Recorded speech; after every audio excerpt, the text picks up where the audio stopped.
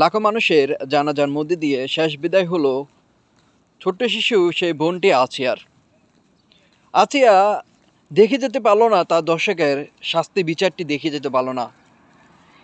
আইনের ফাঁকফোঁকা হয়তো এরকম আছিয়ার দেশে দর্শকের ফাঁকফোঁকা দিয়ে এরকম বিগত অনেক হয়েছে, একটা দুটার এখনো শাস্তি হয়নি। আইনের ফাঁকফোঁকা দিয়ে তারা এক না একভাবে বের হয়ে যায়। যদি একটা দুটা যদি প্রকাশ্যে শাস্তি হতো তাহলে আর কেউ এই ধরনের কাজ করতে সাহস করতো না।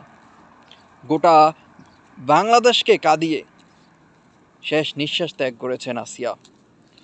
সামরিক হাসপাতালে সে শেষ নিঃশ্বাস ত্যাগ করেন।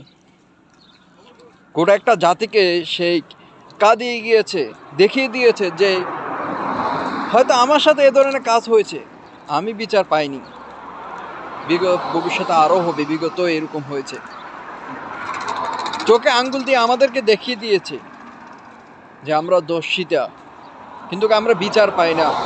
আজ গোটা জাতি আমরা অবাক, মানে আমরা নিস্তব্ধ, আমরা বাকরুদ্ধ। চাই শাস্তি, চাই বিচার, এবং কি সেটা দ্রুত। আরব কান্ট্রির মতো